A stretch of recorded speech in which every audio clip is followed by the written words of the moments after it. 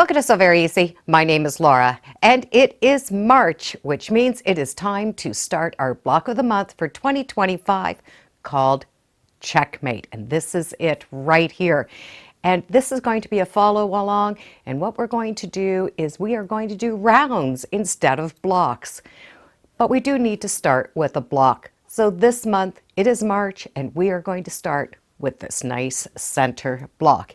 It is a big block, so it's really going to give us a good head start on getting this size done. So we are going to do that block and this very first border. So if you have pre-cut your fabric, you will have border, the first one on your border sheet, and march right here in this column, cut and ready to go. If not, there'll be a link in the description so you can get started. So what we're going to do is this block, and this block is made with squares and half square triangles. It's an easy block to do. We just need to keep the order in order, as in these little points. Other than that, it's a fun block to make. I'm going to share with you a tip that I like when I am making my half square triangles.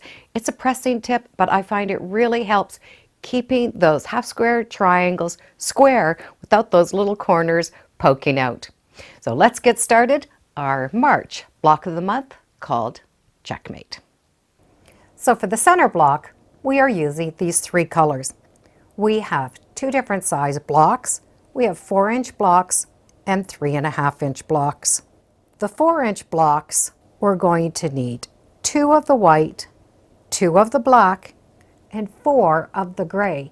Those we are going to be making half square triangles with. We are going to need 10 3.5-inch squares of the white, 10 of the black, and only 8 of the gray. So the first thing we're going to do is do our half square triangles. And we're going to be able to just match those up.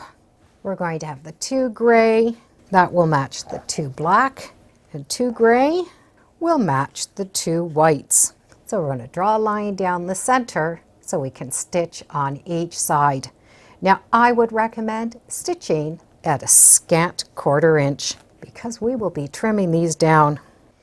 So draw a line on the lightest color that you can, and it's going to go from that corner to corner and stitch on each side. Once that scant 1/4 inch is sewn on each side, I do want to cut them apart.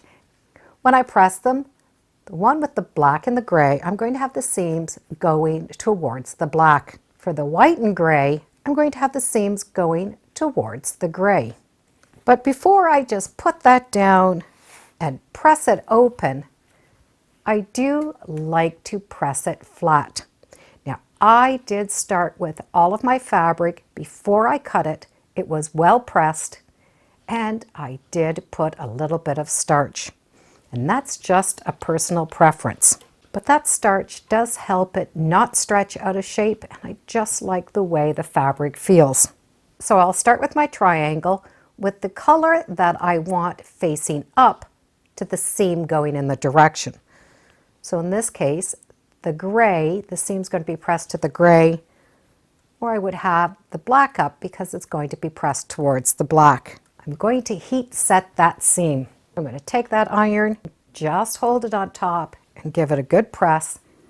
And I don't mind that it's nice and warm because then from there, I'm going to finger press that seam over and making sure that those corners are flat. From here, I can just press on top. Having that finger pressed first really does help these corners not to stretch out of shape.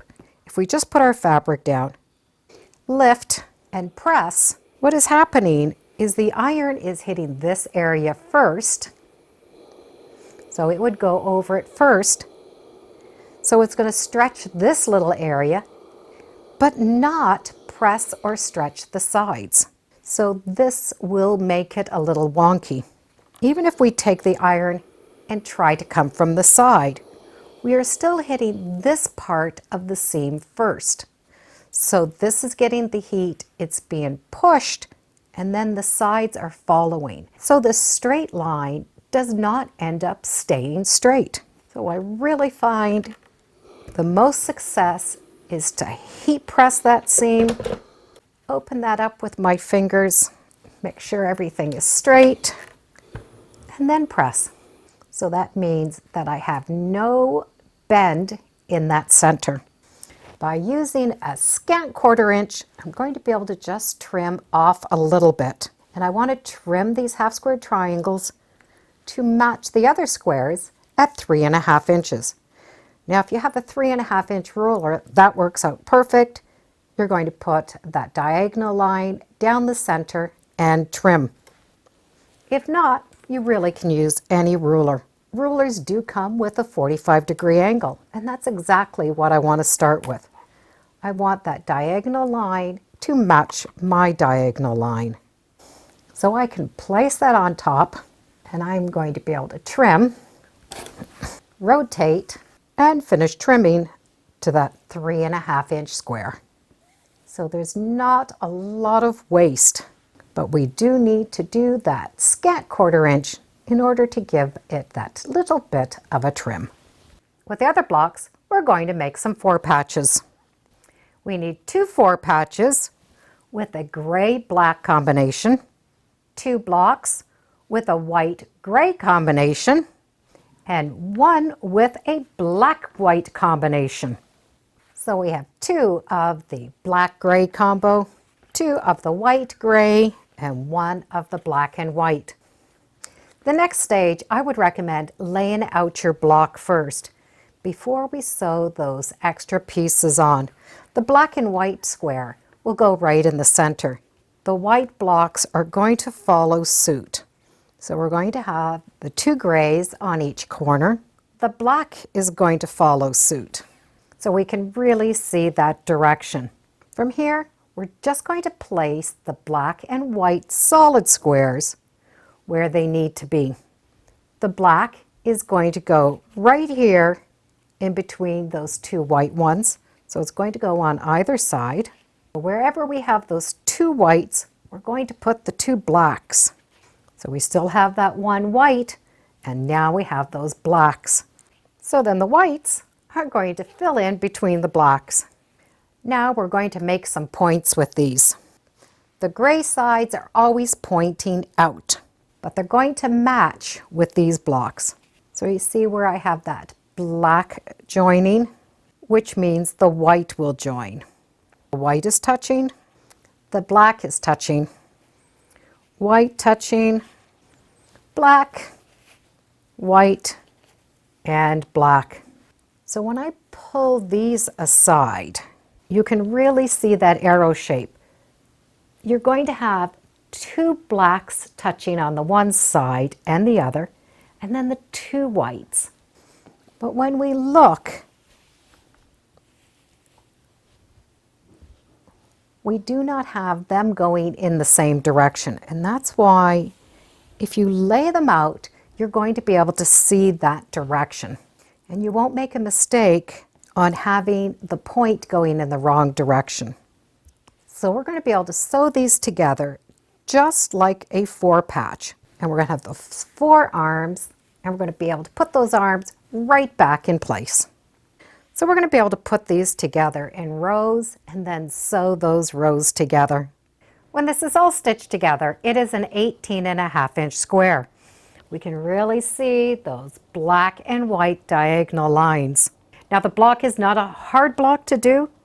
As long as we make sure those points are going in the right direction, we're all set. We're going to put the very first border on.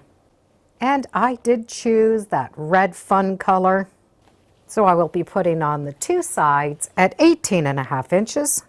And this is cut at 1.5 inches, which means once those are sewn on, we need a 20.5 inch piece on either side to finish it off. And that is that entire center block. From there, we're going to start going around and around. This is a great start to that block of the month, and I'll put some links in the description so you can follow along. And thank you for joining me today on Sew Very Easy. Feel free to subscribe. I'm on Facebook, Instagram, and I do have a newsletter. It's all free under Sew Very Easy. And be sure to make every day a spectacular day. Bye for now.